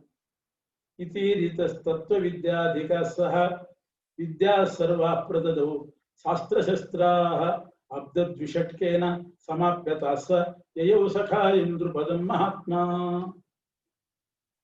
ಹೀಗೆ ದ್ರೋಣಾಚಾರ್ಯರು 12 ವರ್ಷ ಅಧ್ಯಯನ ಮಾಡಿ, ವಿಶೇಷ ಅಧ್ಯಯನ ಮಾಡಿ. ಅದಕ್ಕಿಂತ ಮುಂಚೆ ಭರದ್ವಾಜರ ಹತ್ರ ತಮ್ಮ ತಂದೆ ಭರದ್ವಾಜರು ಅಲ್ಲಿ ಅಧ್ಯಯನ ಮಾಡಿದ್ರು. ಈಗ ವಿಶೇಷ ಪರಶುರಾಮ ದೇವರ ಹತ್ರ ಅಧ್ಯಯನ ಮಾಡಿದ್ರು. 12 ವರ್ಷ ಮುಗಿದ ಮೇಲೆ ಆಗ ಮಗನ ನೆನಪಾಯ್ತು. ಮಗನಿಗೆ ಹಸು ತಂದು ಕೊಡ್ತೇನೆ ಅಂತ ಹೇಳಿದ್ದೀನಲ್ಲ ಹಾಲಿಗೆ ಅಂತ ಆಗ ನೆನಪಾಯ್ತು. ಅಲ್ಲಿ ತನಕ ಮಗ ಹೆಂಡತಿ ಎಲ್ಲ ಬಿಟ್ಟು ಅಧ್ಯಯನ ಮಾಡಿದ್ರು. ಅಧ್ಯಯನ ಮಾಡುವ ಕ್ರಮ ಹೀಗೆ. ಇವೆಲ್ಲ ನೆನಪು ಮಾಡ್ತಾ ಕೂತ್ಕೊಂಡ್ರೆ ಅಧ್ಯಯನ ಸಾಗೋದಿಲ್ಲ. 12 ವರ್ಷದ ತನಕ ಅಶ್ವತ್ಥಾಮನ ಹಾಲಿನ ಮರ್ತೇ ಬಿಟ್ಟು ಅಧ್ಯಯನ ಮಾಡಿದ್ರು. ಮುಗಿದ ಮೇಲೆ ನೆನಪಾಯ್ತು, ಹಸುಗೆ ಬಂದಿದ್ದೆ ನಾನು, ಇವರಿಲ್ಲ ಅಂತ ಹೇಳಿದ್ದಾರೆ, ದ್ರುಪದ ರಾಜನ ಹತ್ರ ಹೋಗೋಣ ಅಂತ ಹೋದ್ರು. ದ್ರುಪದ ರಾಜ ಅವನು ಈ ಪ್ರಾಥಮಿಕ ಅಭ್ಯಾಸ ಎಲ್ಲ ಮಾಡಿದ್ರಲ್ಲ ದ್ರೋಣಾಚಾರ್ಯರು ಭರದ್ವಾಜರ ಹತ್ರ. ಆವಾಗ ದ್ರೋಣಾಚಾರ್ಯರ ಮನೆಯಲ್ಲಿದ್ದು ದ್ರುಪದ ರಾಜ ಓದ್ತಾ ಇದ್ದವನು. ಅವನು ರಾಜ, ಪಂಚಾಲ ದೇಶದ ರಾಜಕುಮಾರ. ಆದ್ರೆ ಓದ್ಲಿಕ್ಕೆ ಇಲ್ಲಿ ಬಂದಿದ್ದ ಭರದ್ವಾಜರ ಮನೆಯಲ್ಲಿ. ಆಗ್ಲೂ ಬಡತನನೇ, ಏನಿತ್ತು ಅದನ್ನ ಅವನಿಗೂ ಹಾಕ್ತಾ ಇದ್ರು, ಅರ್ಧ ಊಟ ಮಾಡಿಕೊಂಡು ಇವರ ಮನೆಯಲ್ಲಿ ವಿದ್ಯಾಧ್ಯಯನ ಮಾಡಿದ್ದ ದ್ರುಪದ ರಾಜ. ನೋಡಿದ್ದ ಅವಾಗ. ಹಾಗಾಗಿ ದ್ರುಪದ ದ್ರೋಣ ಸ್ನೇಹಿತರು, ಪರಸ್ಪರ ಸ್ನೇಹಿತರಷ್ಟೇ ಅಲ್ಲ, ದ್ರೋಣನ ಮನೆಯಲ್ಲೇ ಊಟ ಮಾಡಿದವನು ದ್ರುಪದ ರಾಜ.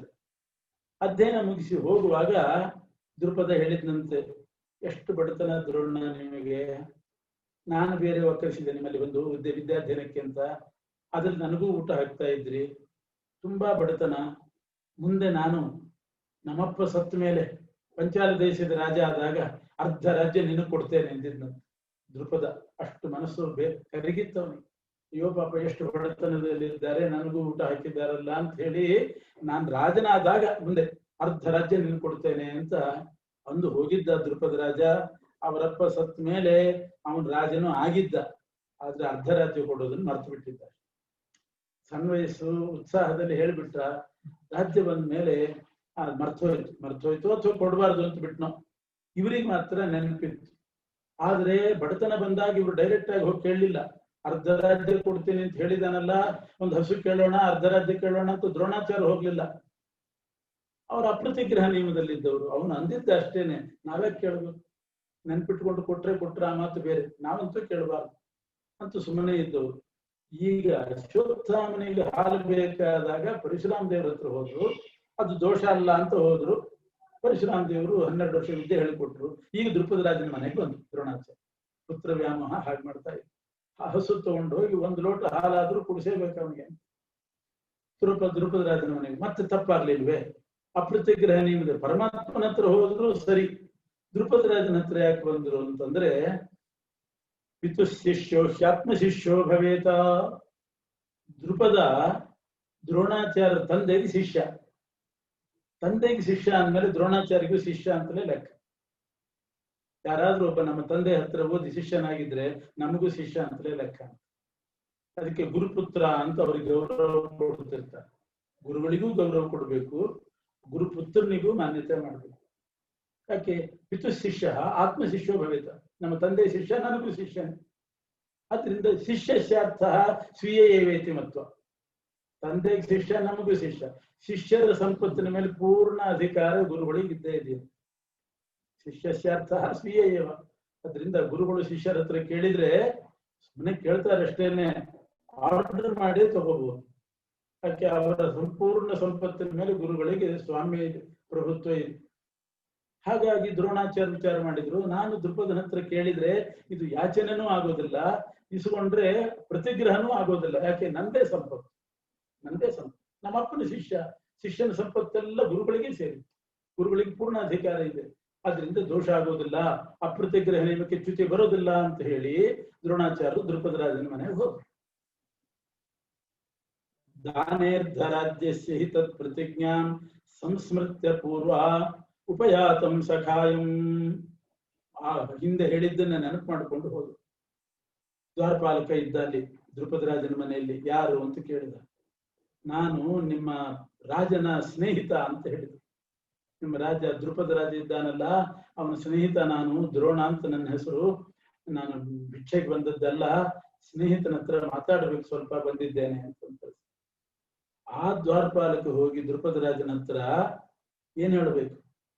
ಯಾರೋ ಭಿಕ್ಷುಕ ಬಂದಿದ್ದಾರೆ, ನಿಮ್ಮ ಸ್ನೇಹಿತರಂತೆ, ನಿಮ್ಮನ್ನೇ ನೋಡ್ಬೇಕಂತೆ ಅಂತ ಅಂದ್ರು.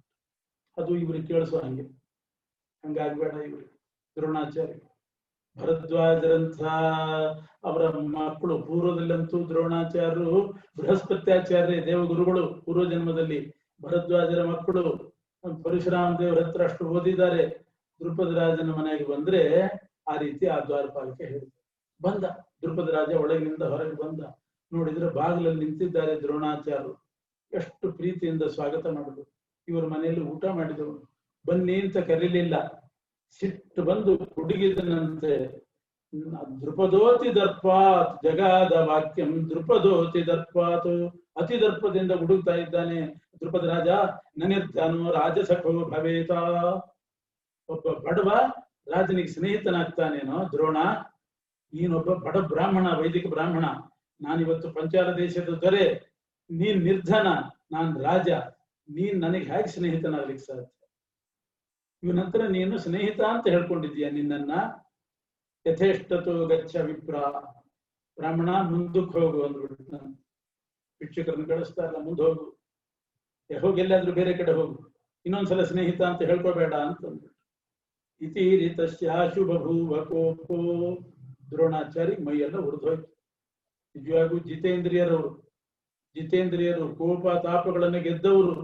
ಆದ್ರೂ ಭಗವತ್ ಸಂಕಲ್ಪ, ಪರಮಾತ್ಮನ ಸಂಕಲ್ಪ ಇತ್ತು, ಮೈಯೆಲ್ಲ ಉರಿತು, ಅಷ್ಟು ಸಿಟ್ಟು ಬಂತು. ಪುನೇರ್ ಹರಿಚ್ಛಯ ಪ್ರತಿಗ್ರಹಾತ್ ಸನ್ನಿವೃತ್ತೇನ ಸೋಯಂ ಮಯಾ ಪ್ರಾಪ್ತೋ ಮತ್ಪಿತೃ ಶಿಷ್ಯಕತ್ವಾತ್. ನನ್ನ ತಂದೆಗೆ ಶಿಷ್ಯ ಅಂತ ಹೇಳಿ, ನನ್ನ ತಂದೆಗೆ ಶಿಷ್ಯ ಆದ್ಮೇಲೆ ನನಗೂ ಶಿಷ್ಯ ಅಂತ ಹೇಳಿ, ಶಿಷ್ಯನ ಸಂಪತ್ತಿನ ಮೇಲೆ ಪ್ರಭುತ್ವ ಇದೆ ಅಂತ ಹೇಳ್ಕೊಂಡು ನಾನು ಬಂದ್ರೆ, ಸೋಯಂ ಪಾಪೋ ಮಾಂ ಅವಜ್ಞಾಯ ಮೂಢೋ ದುಷ್ಟಂ ವಚೋ ಶ್ರಾವೇ ದಶ ದರ್ಪಂ ಹನಿಷ್ಯೆ. ಇಂಥ ಮಾತಾಡಿದ, ನನಗೆ ಅವಮಾನದ ಮಾತಾಡಿದ್ದಾನೆ, ಇವನ ದರ್ಪ ಮುರಿಬೇಕು, ಇವನ ಸೋಕು ಅಡಗಿಸ್ಬೇಕು ಅಂತ ನನಗೆ ಅನಿಸ್ತು. ಸೀದಾ ಕುರು ದೇಶಕ್ಕೆ ಬಂದರು. ಅಲ್ಲೆಲ್ಲ ಕೌರವರು ಪಾಂಡವರು ಇರ್ತಾರೆ. ಅವರಿಗೆ ಚೆನ್ನಾಗಿ ವಿದ್ಯಾಭ್ಯಾಸ ಮಾಡಿಸಿ ಅವರ ಮೂಲಕವಾಗಿ ದ್ರುಪದ ರಾಜನ ಸೊಕ್ಕು ಅಡಗಿಸ್ಬೇಕು ಅಂತ ಸಿಟ್ಟು ಮಾಡಿಕೊಂಡು ಸೀದಾ ಕುರು ದೇಶಕ್ಕೆ ಬಂದರು. ಕೌರವರಿಗೆ ಪಾಂಡವರಿಗೆ ಪಾಠ ಹೇಳಿಕೊಟ್ಟರು. ಆ ಸಂದರ್ಭ ಹೇಗೆ ಬಂತು ಅಂತಂದ್ರೆ, ಸೀದಾ ಕುರು ದೇಶಕ್ಕೆ ಬಂದ್ರು. ಕೌರವರು ಪಾಂಡವರು ಎಲ್ಲ ಆಟ ಆಡ್ತಾ ಇದ್ರು. ಇವರು ಕೌರವರು ಜೊತೆಗಿದ್ರು. ಊರ್ ಹೊರಗೆ ಒಂದು ಬಾವಿ ಆಟ ಆಡ್ತಾ ಇದ್ರಲ್ಲಿ. ಇವತ್ತಿಗೂ ಆ ಬಾವಿ ಇದೆ. ಉತ್ತರ ಭಾರತಕ್ಕೆ ಹೋದವ್ರು ನೋಡಿ ಬರ್ಬೋದು. ಅಲ್ಲಿ ಒಂದು ಬಾವಿ ಹತ್ತಿರ ಒಂದು ರುದ್ರದೇವರ ದೇವಾಲಯ ಇದೆ. ಅಲ್ಲಿ ಬಂದು ಆಡ್ತಿದ್ರಂತೆ ಪಾಂಡವರೆಲ್ಲ ಶಿವ ದೇವಾಲಯದ ಹತ್ರ. ಅಲ್ಲಿ ಒಂದು ಬಾವಿ ಇದೆ. ಆಟ ಆಡ್ತಾ ಇರುವಾಗ ಚೆಂಡು ದುರ್ಯೋಧನನ ಕೈಯಿಂದ ಚೆಂಡು ಬಾವಿಗೆ ಬಿತ್ತು. ಚೆಂಡು ಬಿತ್ತು ಅಂತ ಬಗ್ಗಿದಾಗ ಉಂಗುರ ಬಿದ್ದು ಹೋಯ್ತು. ಅದು ಲೂಸ್ ಆಗಿತ್ತೋ ಏನೋ, ಉಂಗುರನೂ ಬಿದ್ದು ಹೋಯ್ತು. ಹ್ಯಾಕ್ ತೆಗಿಯೋದು, ಏನ್ ಮಾಡೋದು ಅಂತ ಸಮಸ್ಯೆ ಬಂದಾಗ ಭೀಮ ಹೇಳಿದ, ನೀವೇನು ಯೋಚನೆ ಮಾಡಬೇಡಿ, ನಾನು ಇಲ್ಲಿಂದ ಬಾವಿಗೆ ಧುಮುಕಿ ಉಂಗುರ ತೆಗಿತೇನೆ. ಧುಮುಕ್ತಿದ್ದಷ್ಟು ಉಂಗುರ ತಗೊಂಡು ಮೇಲೆ ಹಾಕಿ ಬರ್ತೀನಿ, ಇಲ್ಲಿಂದ ಕುಪ್ಪಳಿಸಿ ಹಾರ್ತೇನೆ, ಅಲ್ಲಿಂದ ಕುಪ್ಪಳಿಸಿ ಮೇಲೆ ಹಾಕಿರ್ತೀನಿ ಅಂತ. ಅಂತಹ ಶಕ್ತಿ ಭೀಮನಿಗೆ. ಅಷ್ಟು ಸ್ಥೂಲಕಾಯ ಆಗಿದ್ರು ಕೂಡ ಅಲ್ಲಿಂದ ಜತ್ ತಗೊಂಡ್ರೆ ಬಾವಿಯಿಂದ ಮೇಲ್ ಬರ್ಬೇಕು. ಅದು ಅತಿ ನೀಚಾತು, ತುಂಬಾ ಆಳದ ಬಾವಿ ಬೇರೆ. ನಿಷ್ಪತ್ಯ ಚೋಧೃತ್ಯ ಸಮುತ್ಪತಿಷ್ಯೆ ಉಪಾದ ಮುಷ್ಮಾತ್ ಭೃಶ ನೀಚಾದ. ತುಂಬಾ ಆಳಕ್ಕಿದೆ. ಆದ್ರೂ ಕೂಡ ಆ ಚೆಂಡು ಉಂಗುರ ತಗೊಂಡು ಅಲ್ಲಿಂದ ಕುಪ್ಪಳಿಸಿ ಮೇಲ್ ಬರ್ತೇನೆ, ನಾನು ಹಾರಿ ಜಿಗಿದು ಬರ್ತೇನೆ ಅಂತ ಭೀಮ ಹೇಳ್ಕೊತಾ ಇದ್ದ. ಅಷ್ಟೊತ್ತಿಗೆ ದ್ರೋಣಾಚಾರ್ಯರು ಅಲ್ಲಿ ದ್ರುಪದ ರಾಜನ ಮನೆಯಿಂದ ಅವಮಾನಿತರಾಗಿ ಇಲ್ಲಿ ಬಂದಿದ್ದಾರೆ. ಇವ್ರು ಹಿಂಗ್ ಮಾತಾಡ್ತಾ ಇದ್ರು. ನೋಡಿದ್ರು, ಬೈದ್ರು ಆ ಹುಡುಗರಿಗೆಲ್ಲ. ಭರತನ ವಂಶದಲ್ಲಿ ಹುಟ್ಟಿ, ದುಷ್ಯಂತನ ಮಗ ಭರತ, ಇವರಿಗೆಲ್ಲ ಮೂಲ ಪುರುಷ. ಭರತನ ವಂಶದಲ್ಲಿ ಹುಟ್ಟಿ ಬಾವಿಗೆ ಚೆಂಡು ಬಿದ್ರೆ ಅಲ್ಲಿ ಧುಮುಕ್ತಾನಂತೆ, ಅಲ್ಲಿಂದ ಕುಪ್ಪಳಿಸಿ ಮೇಲಕ್ಕೆ ಬರ್ತಾನಂತೆ. ಇದು ಅವಮಾನ ಭರತನಿಗೆ ಅಂದ್ಬಿಟ್ಟು. ಭರತ ವಂಶದಲ್ಲಿ ಹುಟ್ಟಿದ ರಾಜಕುಮಾರರಿಗೆ ಅವಮಾನಕರ ಇದು. ಅಸ್ತ್ರಜ್ಞಾನ ಬೇಕು, ಅಸ್ತ್ರಜ್ಞಾನದಿಂದ ಅದನ್ನು ತೆಗಿಬಹುದು. ಕುಪ್ಪಳಿಸಿದೆ ಅಥವಾ ಕಾಲಿಗೆ ಹಗ್ಗ ಕಟ್ಕೊಂಡು ಕುತ್ತಿಗೆಗೆ ಹಗ್ಗ ಹಾಕೊಂಡು ಗಿರಿಕೆಯಿಂದ ಇಳಿಯೋದು, ಇನ್ನೊಬ್ರು ಮತ್ತೆ ಎಳೆಯೋದು, ಹಂಗೆಲ್ಲ ಮಾಡಿದ್ರೆ ಏನರ್ಥ? ಅಸ್ತ್ರಜ್ಞಾನದಿಂದ ಸಂಪಾದನೆ ಮಾಡ್ಬೇಕು, ತೆಗಿಲಿಕ್ಕೆ ಬರ್ತದೆ. ಹೌದಾ, ಹೇಗೆ ತೆಗಿಯೋದು ಅಂತ ಆಶ್ಚರ್ಯ ಆಯ್ತು ಅವರಿಗೆಲ್ಲ. ಅವರೆಲ್ಲ ಹೇಳಿದ್ರು ತಕ್ಕೊಡಿ ಅಂತಂದ್ರು. ತಕ್ಕೊಡಿ ಅಂತ ಸುಮ್ಮನೆ ಹೇಳಿದ್ರಲ್ಲ, ನನಗೇನ್ ಕೊಡ್ತೀರಿ ನೀವು ಅಂತ ಕೇಳಿದ್ರು. ನನಗೇನ್ ಕೊಡ್ತೀರಿ? ಏನಾದ್ರೂ ನೀವು ಕೇಳಿದ್ದು ಕೊಡ್ತೇವೆ, ಬೇಕಾದಷ್ಟು ಊಟ ಹಾಕ್ತೇವೆ ಎಂದ್ಬಿಟ್ರು. ಇವರೇ ಕೇಳಿದ್ರು, ಭುಕ್ತಿರ್ಮಮ ಕಲ್ಪಿತಾಮಿತಿ ಯಥೇಷ್ಟ ವಿತ್ತಾಶನ ಪಾನಮಸ್ಯ. ಯುಧಿಷ್ಠಿರ ಹೇಳಿದ, ನೀವು ಬೇಕಾದಷ್ಟು ತಿನ್ಲಿಕ್ಕೆ ಕುಡಿಲಿಕ್ಕೆ ಉಣ್ಲಿಕ್ಕೆ ಎಲ್ಲ ಕೊಟ್ಟು ಬಿಡ್ತೇವೆ ಅಂತ. ಆಗ ಅವರು ಅಸ್ತ್ರಜ್ಞಾನದಿಂದ ಒಂದು ಹುಲ್ಲು ಹಾಕಿ ಮಂತ್ರಿಸಿ, ಹುಲ್ಲು ಹಾಕಿ ಅದು ಉಂಗುರಕ್ಕೆ ಅಂಟ್ಕೋಬೇಕು, ಇನ್ನೊಂದು ಹುಲ್ಲು ಹಾಕಿದ್ರು ಅದು ಆ ಹುಲ್ಲಿಗೆ ಅಂಟ್ಕೋಬೇಕು. ಈ ರೀತಿ ತಮ್ಮ ಅಸ್ತ್ರಜ್ಞಾನದಿಂದ ಹುಲ್ಲಿಗೆ ಹುಲ್ಲು ಜೋಡಿಸಿ ಆ ಉಂಗುರ ಮೇಲೆ ತೆಗೆದ್ರು. ಚೆಂಡು ತೆಗೆದ್ರು. ಮೊದಲು ಚೆಂಡು ತೆಗೆದ್ರು, ಉಂಗುರ ಕೊಡ್ರಿಂದ. ಆವಾಗ ನನಗೇನ್ ಕೊಡ್ತೀರಿ ಅಂತ ಕೇಳಿದಾಗ ಯಥೇಷ್ಟ ವಿತ್ತಾಶನ ಪಾನಂ ಅಂತ ಹೇಳಿ ಕೇಳಿದ ಮೇಲೆ ಅದು ಉಂಗುರ ಚೆಂಡು ತೆಗೆದು ಕೊಟ್ಟಿದ್ದಾರೆ. ಆಶ್ಚರ್ಯ ಆಯ್ತು ಹುಡುಗರಿಗೆ. ಪಪ್ರಚ್ಛುರೇನಂ ಸಹಿತ ಕುಮಾರಾಹ ಕೋಸಿ ಇತಿ ಸೋಪ್ಯಾಹ ಪಿತಾಮಹೋ ವಹ ಭಕ್ತೇತಿ. ಧರ್ಮರಾಜ ಕೇಳಿದ, ಯಾರು ನೀವು ಅಂತ ಕೇಳಿದ. ಯಾರು ನೀವು? ಆಶ್ಚರ್ಯ ಆಯ್ತು ಅವನಿಗೆ. ಈಗ ನೋಡೇ ಇಲ್ಲ ದ್ರೋಣಾಚಾರ್ಯ ನಾವು. ನೀವು ಯಾಕೆಂದ್ರೆ 12 ವರ್ಷ ಅಲ್ಲಿ ಪರಶುರಾಮ ದೇವರ ಹತ್ರ ಓದ್ತಾ ಕೂತ್ಕೊಂಡಿದ್ದಾರೆ. ರಜೆ ದಿವಸ ಆದ್ರೂ ಬರ್ಬೇಕೋ ಬೇಡ ಮನೆಗೆ, ಅದೂ ಇಲ್ಲ. 12 ವರ್ಷ ಅಲ್ಲಿ ಪರಶುರಾಮ ದೇವರ ಹತ್ರ ಓದ್ತಾ ಕೂತ್ಕೊಂಡಿದ್ದಾರೆ. ರಜೆ ದಿವಸ ಆದ್ರೂ ಬರ್ಬೇಕೋ ಬೇಡ ಮನೆಗೆ, ಅದೂ ಇಲ್ಲ. 12 ವರ್ಷ ಅಲ್ಲಿ ಪರಶುರಾಮ ದೇವರ ಹತ್ರ ಓದ್ತಾ ಕೂತ್ಕೊಂಡಿದ್ದಾರೆ. ರಜೆ ದಿವಸ ಆದ್ರೂ ಬರ್ಬೇಕೋ ಬೇಡ ಮನೆಗೆ, ಅದೂ ಇಲ್ಲ.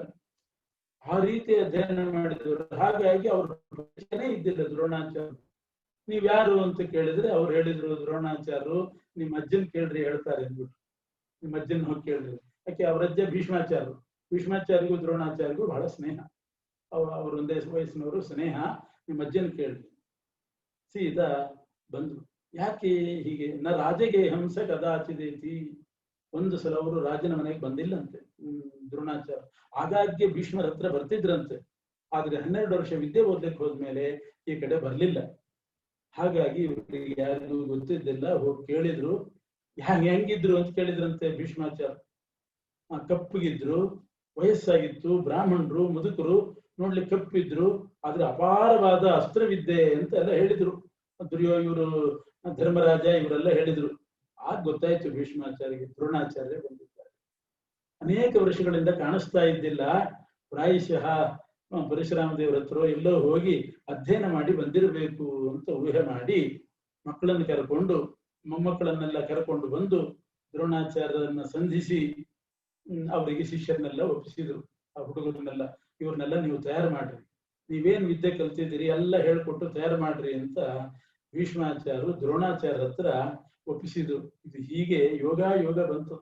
ಅಲ್ಲಿ ಅವಮಾನ ಆಯ್ತು, ಮನೆಗೂ ಬರ್ಲಿಲ್ಲ, ಆಟ ಆಡೋ ಜಾಗಕ್ಕೆ ಬಂದ್ರು. ಇವ್ರಿಗೆ ಚೆಂಡು ಉಂಗುರ ತೆಕ್ಕೊಟ್ರು.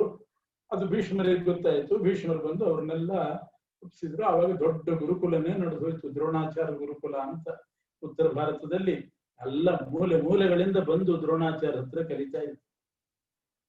ಇವ್ರನ್ನೆಲ್ಲ ಭೀಷ್ಮಾಚಾರ್ಯ ಒಪ್ಪಿಸಿದಾಗ ದ್ರೋಣಾಚಾರ್ಯ ಕೇಳಿದ್ರು, ಇಷ್ಟು ಜನ ಬಂದಿದ್ದೀರಿ, ನನಗೆ ಒಂದು ಕೆಲಸ ಆಗ್ಬೇಕಾಗಿದೆ, ಆ ಕೆಲಸ ಯಾರು ಮಾಡ್ಕೊಡ್ತೀರಿ? ಅವ್ರನ್ನ ಅಪ್ರತಿಮ ಬಿಲ್ಲುಗಾರನನ್ನಾಗಿ ಮಾಡ್ತೇನೆ ಅಂತ. ಅಪ್ರತಿಮ ಬಿಲ್ಲುಗಾರನ ಮಾಡ್ತೇನೆ. ದ್ರೋಣೋ ತಥಾ ನವದದ್ಯೋ ಮದಿಷ್ಟಂ ಕರ್ತುಂ ಪ್ರತಿಜ್ಞಾ ಪ್ರಥಮಂ ಕರೋತಿ ತಂ ಧನ್ವಿನಾಂ ಪ್ರವರಂ ಸಾಧಯಿಷ್ಯೆ ಇತ್ಯರ್ಜುನಸ್ತಾಮಕರೋತ್ ಪ್ರತಿಜ್ಞಾಂ. ಅರ್ಜುನ ಪ್ರತಿಜ್ಞೆ ಮಾಡಿದ, ನಾನ್ ಮಾಡ್ಕೊಡ್ತೀನಿ, ನಿಮ್ಗೇನು ಅಭಿಷ್ಟ ಇದೆಯೋ ಅದನ್ನು ನಾನು ಸಾಧಿಸಿಕೊಡ್ತೇನೆ, ನನ್ನನ್ನು ಉತ್ತಮ ಬಿಲ್ಲುಗಾರನಾಗಿ ಮಾಡ್ರಿ. ಅಲ್ಲ, ಅರ್ಜುನ ಮೊದಲೇ 3 ವರ್ಷ ಕೃಷ್ಣನ ಹತ್ರನೇ ಕಲ್ತಿದ್ನಲ್ಲ. ಅಕ್ರೂರನ ಜೊತೆಗೆ ಹಸ್ತಿನಾಪುರದಿಂದ ಬಂದು ಕೃಷ್ಣನ ಹತ್ರ ಎಲ್ಲ ಕಲ್ತಿದ್ನಲ್ಲ. ಉನ್ಮಾದನಾದೀನ ಸವೇದ ಕೃಷ್ಣ ಅಸ್ತ್ರಾಣಿ ಅನಾಪತ್ಸು ನತಾನಿ ಮುಂಚೆ ಇತ್ಯಾಜ್ಞಯಾಚೇಶವಸ್ಯಾಪರಾಣಿ ಪ್ರಯೋಗ ಯೋಗ್ಯಾನಿ ಸದೇಚ್ಛತಿ ಸ್ಮ. ಉನ್ಮಾದನ ಇಂಥ ಅಸ್ತ್ರಗಳನ್ನ ಕಲ್ತಿದ್ದಂತೆ ಅರ್ಜುನ. ಉನ್ಮಾದನ ಅಂದ್ರೆ ಇದ್ದಕ್ಕಿದ್ದಂಗೆ ಇನ್ನೊಬ್ಬರಿಗೆ ಹುಚ್ಚಿಡಿಸ್ಬಿಡೋದು, ಹುಚ್ಚಿಡಿಸೋ ವಿದ್ಯೆ. ಉನ್ಮಾದಗೊಳಿಸೋದು, ಇಂಥದ್ದೆಲ್ಲ ಗೊತ್ತಿತ್ತು. ಅದೆಲ್ಲ ನೋಡಿ ಎಲ್ಲ ಮಾಡ್ತಾರಲ್ಲ ಆ ಸಂಸಪ್ತಕರು. ಅವರಿಗೆ ಅವರೆಲ್ಲ ಯುದ್ಧಕ್ಕೆ ಬಂದಾಗ ಅರ್ಜುನ ಒಂದು ಅಸ್ತ್ರ ಪ್ರಯೋಗ ಮಾಡಿದ್ರೆ ಪರಸ್ಪರ ಅರ್ಜುನ ಕಂಡಂಗೆ ಕಾಣ್ಬೇಕು ಅವರಿಗೆ. ಪರಸ್ಪರ ಆ ರಾಜರೇ ತಮ್ಮವ್ರಿಗೆ, ಅವನಿಗೆ ಇವನ ಅರ್ಜುನ, ಇವನಿಗೆ ಅವನ ಅರ್ಜುನ, ಇಬ್ರು ಹೊಡೆದಾಡ್ಕೊಡ್ಬೇಕು. ಹಾಗೆ ಮಾಡ್ಕೊಂಡ್ರೆ ಅಂಥದ್ದೆಲ್ಲ ಗೊತ್ತಿತ್ತು. ಆದ್ರೆ ಆಪತ್ತು ಬಂದಾಗ ಮಾತ್ರ ಅದನ್ನು ಪ್ರಯೋಗ ಮಾಡಬೇಕು. ಸಾಧಾರಣಕ್ಕೆ ಅಂಥದ್ದೆಲ್ಲ ಪ್ರಯೋಗ ಮಾಡಬಾರ್ದು ಅಂತ ಕೃಷ್ಣ ಹೇಳಿದ್ದ. ಹಂಗೆಲ್ಲ ಮಾಡಿದ್ರೆ ಮತ್ತೆ ಊರಿನವರೆಲ್ಲ ಹುಚ್ಚರಾಗಿ ಕೊಡ್ತಾರೆ. ಸಣ್ಣದೇನಾದ್ರು ಬಂತು ಅಂತಂದ್ರೆ ಉನ್ಮಾದನಾಸ್ತ್ರ ಪ್ರಯೋಗ ಮಾಡಿಬಿಟ್ರೆ ತುಂಬಾ ಆಪತ್ತು ಬಂದಾಗ ಮಾಡ್ಬೇಕು, ಇಲ್ದಿದ್ರೆ ಮಾಡ್ಕೂಡುದು ಅಂತ. ಆದ್ರಿಂದ ಸದಾ ಪ್ರಯೋಗ ಮಾಡ್ಲಿಕ್ಕೆ ಬೇಕಾದ ಕೆಲವು ಅಸ್ತ್ರಜ್ಞಾನ ಬೇಕಾಗಿತ್ತು. ಭೀಷ್ಮಾದಿಭಿರ್ಭವಿತಾ ಸಂಗರೋನಃ ತದಾ ನಾಹಂ ಗುರುಭಿರ್ನಿತ್ಯ ಯೋದ್ಧ ಭವೇಯಮೇಕ ಫಲ್ಗುಣೋಸ್ತ್ರಜ್ಞ ಯೇಷಾಂ ನಿವಾರಕಶ್ಚೇನ್ ಮಮ ಧರ್ಮ ಲಾಭ ನ ಬುದ್ಧಿಪೂರ್ವಂ ವರ ಇಂದಿರಾಪುತೇರನ್ಯತ್ರ ಮೇ ಗ್ರಾಹ್ಯ ಇತಿ ಸ್ಮ ಜಿಷ್ಣು ಕರೋತು ಗುರುವರ್ಥಮಿತಿ ಸ್ಮ ಚಿಂತೆಯನ್ ಭೀಮ ಪ್ರತಿಜ್ಞಾಂ ನತಕಾರ ತತ್ರ. ನನ್ನ ಕೆಲಸ ಸಾಧಿಸಬೇಕು, ಅವ್ರನ್ನ ಉತ್ತಮರನ್ನಾಗಿ ಮಾಡ್ತೇನೆ ಅಂತ ಹೇಳಿದಾಗ ಭೀಮ ಮಾಡಬಹುದಾಗಿತ್ತು ಪ್ರತಿಜ್ಞೆ. ಭೀಮನಿಗೆ ಯಾವುದೂ ಕಷ್ಟ ಅಲ್ಲ. ನಿಮ್ದೇನ್ ಕೆಲಸ ನಾ ಮಾಡ್ಕೊಡ್ತೇನೆ, ನನಗೆ ಹೇಳ್ಕೊಡ್ರಿ ಅಂತ ಅನ್ಬೋದಾಗಿತ್ತು. ಅನ್ಲಿಲ್ಲ. ಭೀಮ ಅರ್ಜುನನ ಮುಂದಟ್ಟಿದ, ನೀ ಪ್ರತಿಜ್ಞೆ ಮಾಡು ಅಂತ. ಅವನನ್ನು ಕಳಿಸಿದ, ತಾನು ಮಾಡ್ಲಿಲ್ಲ. ಯಾಕೆ ಅಂತಂದ್ರೆ ಭೀಮಸೇನ ದೇವರದ್ದು ಒಂದು ನಿಯಮ